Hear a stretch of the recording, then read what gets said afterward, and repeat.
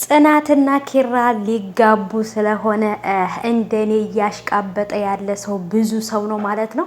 እኔ እኮ ግራ ግብት ያለኝ ቤተሰቦቼ ማለት ነው። ሚስጥር ነው ግን ማለት ነው እንዳትናገሩ ግን ማለት ነው። ግራ ይገባኝ ጽናትና ግርማ ማን ነው ጽናትና ኪራ ለሚጋቡት ነገር የኛ ማሽቃበጥ እኮ ነው ግርም የሚለኝ ነገር ማለት ነው። በቃ እኔማ እኮ በቃ እንትን ሁላ እኮ ይሄ አዳራሽ ምናምን እኮ አዘጋጅሁኛለሁ ማለት ነው። ጨራሽ አዳራሽ ምናምን ይሄ እንትን ምናምን በቃ እኔ ነኝ ብር የከፈልኩት ራሱ ማለት ነው። በቃ ለአዳራሽና ለቬሎ ለምናምን ማለት ነው። ሰምታችኋል። የኔ ማሽቃበጥ እኮ ልክ አጣ ማለት ነው። ልክ አጣ። ኧረ አንድ በሉኝ መላ በሉኝ።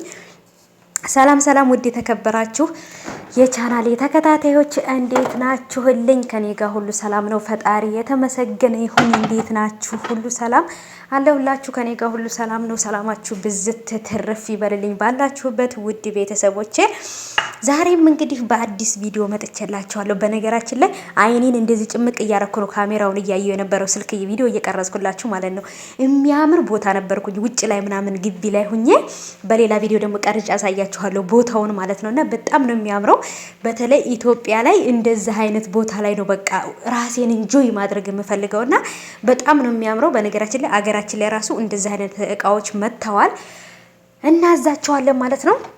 እውነት ለመናገር በጣም ነው የሚያምረው ቦታው። በቃ የሆነ እንትን ሳር ነገር አለው ምናምን በቃ ኦሬዲ ኢትዮጵያ የገባው ነው የሚመስለኝ እዛ ቦታ ላይ ሳይሆንና በሌላ ጊዜ ቀርጽላችኋለሁ ቦታውን። በጣም ነው የሚያምረው። ዘና ፈታ ማለት ስንፈልግ ብቻ ነው እዚህ ቦታ የምንመጣውና በጣም ነው የሚያምረው ማለት ነው። እና ወዶቼ እንግዲህ ለጽናትና ለኪራ እያሽቃበጣችሁ ያላችሁ እንኳን ደስ አላችሁ ትላላችሁ ማለት ነው። ልክ እንደኔ አሽቃባጮች ማለት ነውና እንግዲህ ጽናትና ኪራ መጋባታቸው በግልጽ በይፋ እንግዲህ ወጥቷል። ሽማግሌም ተዘጋጅቷል ማለት ነው። ሽማግሌዎች እንግዲህ ወደነ ኪራና ጽናት ቤት እየሄዱ ነው። እንግዲህ በተለይ ደግሞ ወደነ ጽናት ቤት ሽማግሌ ተልኳል። ኦ ማይ ጋድ ትላላችሁ ማለት ነው። ለምን በተለይ እንደኔ እንደዚህ ምናምን ማሽቃበጥ የምትወዱ አሽቃብጡ ማለት ነው። ልልበሉ ናሆማም እንግዲህ የልጅ አባት ሊሆን ነው። ሚስቱ ልትወልድ ነው። ሰምታችኋል እናንተ ደግሞ በስንት ወር ነው የሚወለደው? ሆዷ እኮ ገና ነው እንዳትሉ። ያንዳንድ ሰው ሆድ አይታይም። ያንዳንድ ሰው ሆድ በቃ ሆዳቸው ሳይታይ ወደ መውለድ ነው የሚሄዱት ማለት ነው። ሰምታችኋል። እንግዲህ እኔ ነኝ ቀሯን ያደረስኩት ማለት ነው። የምሩን ቀን ያደረስኩት እኔ ነኝ። ስለዚህ ምንም ማረጋችሁም ደርሳለች ልወልድ ነው በቃ አለቀ። እመኑ ማለት ነው። እመኑ አባትነት እምነት ነው ብለዋል። ሰምታችኋል ማለት ነው ውዶቼ።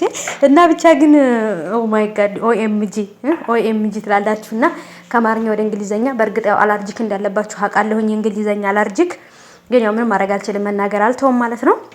እና ውዶቼ ሽማግሌዎቹ እንግዲህ ተመርጠዋል ወደነ ጽናት ቤት የሚሄዱት ማለት ነው። ሽማግሌ ተመርጧል።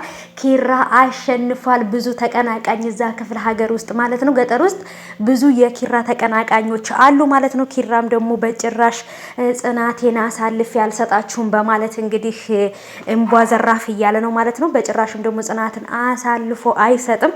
ስለዚህ እንዳታስቡ፣ ምክንያቱም ብዙ ተቀናቃኝ አለብህ። ስለዚህ ፈጠን በልና መድረስ አለብህ መቅደም አለብህ ብለዋል። እሱም ደግሞ እንግዲህ ላለመቀደም ብሎ ቀድሟል ማለት ነው። ሽማግሌ ተልኳል። አባትየውም እሺ ብሎ ፈቅዷል ማለት ነው። ይሄ ነገር ደግሞ ለእናንተ ብስራትና ደስታ ነው ማለት ነው። የጽናትም አባት የፈራው ልጁ ትዳር ላይፈልግ ይችላል፣ ላይፍ ብቻ ሊፈልግ ይችላል፣ ካልወደዳት ጊዜዋን እንዳያሳልፍባት ብሎ እያወራ ነበረ። ትክክል ናቸው አባትየው። ምክንያቱም የሴት ልጅ እድሜ መቀለጃ አይደለም፣ ሰዓትና ውሳኔ ቦታ አለው። ስለዚህ በጽናት ህይወት መቀለድ የለበትም። ሽማግሌዎችን በስነ ስርዓት ልኮ ጽናትን አግብቶ ወደ ቤቱ ኃይሎ ጋር እያስባለ ይዞ መሄድ አለበት። ያለዛ ግን ኪራና እኔ መጣላታችን ነው ማለት ነው። ጽናትን ይዞ ካልሄደ ሰምታችኋል። ስለዚህ እናንተም ላይክ አድርጉ፣ ይሄንን ቪዲዮ ሰብስክራይብ አድርጉ።